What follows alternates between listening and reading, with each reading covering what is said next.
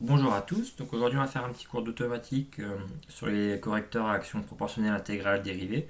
Donc je vais essayer de vous expliquer le comportement en fait de ces trois actions, on va dire avec les mains, sur un petit schéma. Et pour ça en fait je vais prendre un système assez simple, hein. On va prendre un système, ça va être notre moteur à courant continu par exemple, en position. On va commander en position. C'est l'angle de sortie de l'arbre moteur qui nous intéresse. Et en entrée, bon, ça peut être une tension, un courant, ça peu importe. Et on va voir donc les trois effets proportionnels, dérivé et intégral ici. Donc on va commencer par supposer que le moteur il a une position nulle et que la consigne pour l'instant elle est nulle aussi. Donc on a une consigne nulle moins une sortie nulle, donc on a bien ici une erreur qui va être nulle également. Pour l'instant, on va juste regarder ce qui se passe par rapport au proportionnel, on mettra l'intégrale après, et puis on finira par le dérivé. Donc, mais pour l'instant, juste le proportionnel. Donc, on a une erreur nulle fois un coef, donc ça fait toujours nul. Et du coup, pour l'instant, ces signaux-là n'existent pas. Donc, on a bien une commande nulle. Le moteur est à la position 0 et on souhaite qu'il soit à 0. On n'alimente pas le moteur, donc ça, c'est plutôt cohérent. Donc, qu'est-ce qui va se passer si maintenant on va mettre une constante au niveau de la position désirée? On va mettre par exemple la valeur 100.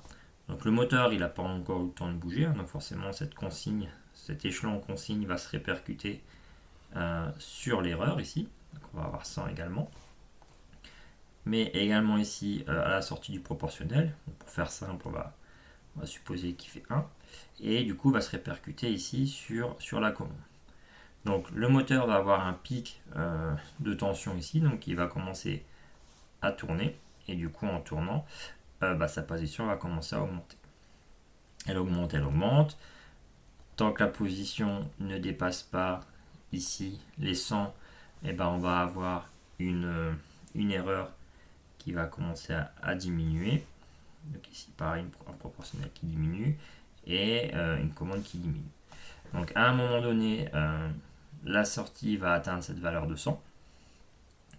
Donc ici, l'erreur va tomber à 0. Pareil ici, pareil ici. Donc le moteur n'a plus de courant qu'il parcourt. Par contre, il a encore une inertie. Donc l'inertie fait que le moteur tourne encore. Donc comme il tourne encore, sa position elle augmente encore un petit peu comme ça. Étant donné que ça augmente, on va avoir quelque chose de plus grand. Par exemple ici, 110. On va avoir moins 10 ici. Moins 10. On va avoir ici quelque chose qui diminue encore. Et donc on va avoir une tension négative au bord du moteur. Du coup, le moteur va tourner dans l'autre sens, comme ça, et on va redescendre comme ça. Et comme ça, petit à petit, en oscillant, il va se répercuter, enfin se rapprocher de la valeur de consigne. Donc si la valeur de consigne c'est 100, imaginons à un moment, il arrive à 99, par exemple. Donc à 99, ici, j'aurai 100 moins 99, donc j'aurai une erreur de 1. Fois le proportionnel, donc si on suppose que le proportionnel il fait 1, donc j'aurai 1 ici, et donc j'aurai soit 1 volt ou 1 ampère ou 1 milliampère. Donc si on suppose que ce courant, cette tension ici, cette commande va permettre de faire tourner le moteur, il n'y a pas de problème, ça continuera à osciller comme ça. Par contre, il se peut que si c'est par exemple des volts, 1 volt ne soit pas suffisant à faire tourner le moteur, et du coup on va rester dans cette configuration là, où la sortie elle est bloquée à 99, on maintient 1 volt aux bornes du moteur, alors qu'il ne bouge plus. C'est là que va venir en fait l'action intégrale, parce que si on a une constante ici qui vaut 1 à l'entrée de l'intégrale, la sortie, donc au début, va être égale à 0, et puis on va intégrer 1 petit à petit, et puis petit à petit, comme ça, la valeur de l'intégrale va augmenter pour atteindre par exemple 10. Et puis donc on va additionner 1 plus 10, ça va nous faire, donc ça va augmenter petit à petit, ça va arriver à 11. Et à 11 volts, on peut imaginer que le moteur a commencé, s'est mis en route. Et du coup, la tension, la position va augmenter jusqu'à arriver à 100. On arrive à 100. Du coup, l'erreur, elle a diminué. Elle est retombée à 0. Ici, l'erreur est tombée à 0. On va intégrer 0, mais on était à 10 avant. Donc l'intégrale de 0, c'est quelque chose qui va donner une constante. Donc on va rester à 10. Le proportionnel ici va tomber à 0. Et du coup, on va passer de 11 ici à 10. Comme ça. Donc le moteur, la position du moteur, elle est exactement celle qu'on veut. On voulait 100, elle est à 100. C'est l'action intégrale qui a fait que ce petit frottement sec, concrètement, c'est ça qui va poser le problème ici, va être rejeté. Et du coup, l'action intégrale va faire qu'on aurait une erreur statique nulle. Donc ça, on l'avait déjà vu sur les vidéos sur la précision. Mais donc l'action intégrale va faire que l'erreur statique est nulle. On reprend un petit peu mieux ici. Si l'erreur est constante, on va augmenter finalement l'action ici, ce qui va augmenter la commande jusqu'à ce qu'elle ait quelque chose. Alors le problème ici, vous allez me dire, c'est que si on a 100, c'est ce qu'on veut par rapport à ici, à la consigne, mais on va quand même garder les 10 volts aux bornes du moteur. Alors en théorie, en fait, on ne fait jamais l'intégrale de moins l'infini à plus l'infini. En fait, on va la faire sur une fenêtre de temps.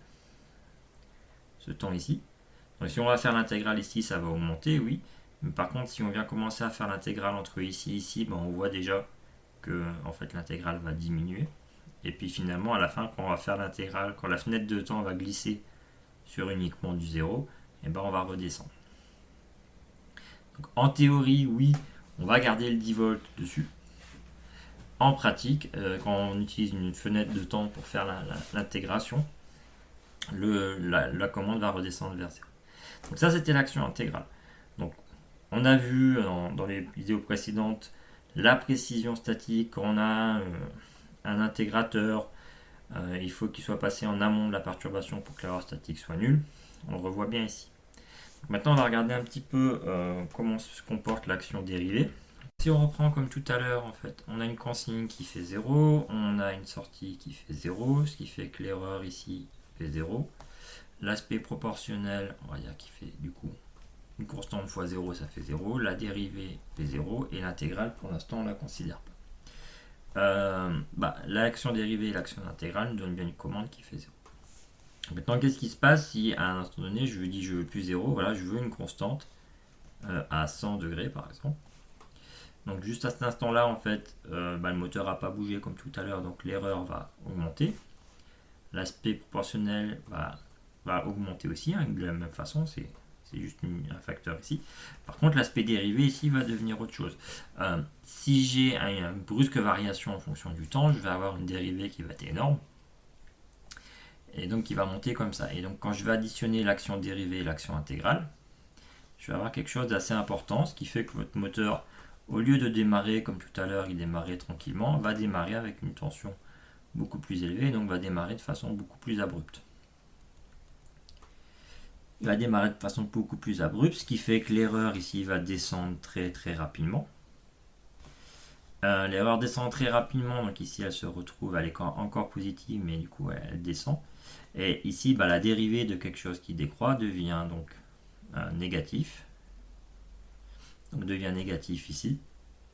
Et du coup, on a quelque chose de positif et quelque chose de négatif. On va avoir, après ce grand pic ici, on va redescendre rapidement à quelque chose qui peut être positif, qui peut être négatif. Ici, je laisse positif. Et du coup, avec une petite tension, et du coup, le moteur va petit à petit, comme ça, se stabiliser à une valeur. Donc, l'avantage de la dérivée, en gros, c'est qu'il peut, quand on a des brusques variations de la consigne, il va donner vraiment un surplus au niveau de la commande, ce qui fait qu'on va démarrer très vite. Mais aussi l'action dérivée, vu que l'erreur va chuter rapidement, on va vite avoir l'aspect négatif ici qui va contrer l'aspect, ce pic positif qu'on a eu avant, ce qui va nous permettre en fait d'accélérer beaucoup plus vite, mais de freiner également de façon efficace, de manière à ne pas avoir de dépassement. Voilà, un petit peu l'action dérivée ici. Et après, l'intégrale, c'est pareil que tout à l'heure. Si finalement je voulais 100, mais qu'on converge à 101, on va avoir une valeur négative ici. L'intégrale va décroître et de cette manière-là, on arrivera à redescendre ici. Voilà, donc j'espère que cette explication un peu avec les mains a été assez claire pour vous. Voilà, c'est je pense la dernière vidéo sur les systèmes continus. Les prochaines vidéos, on attaquera les systèmes discrets. Et voilà, je je vous souhaite une bonne journée. Au revoir.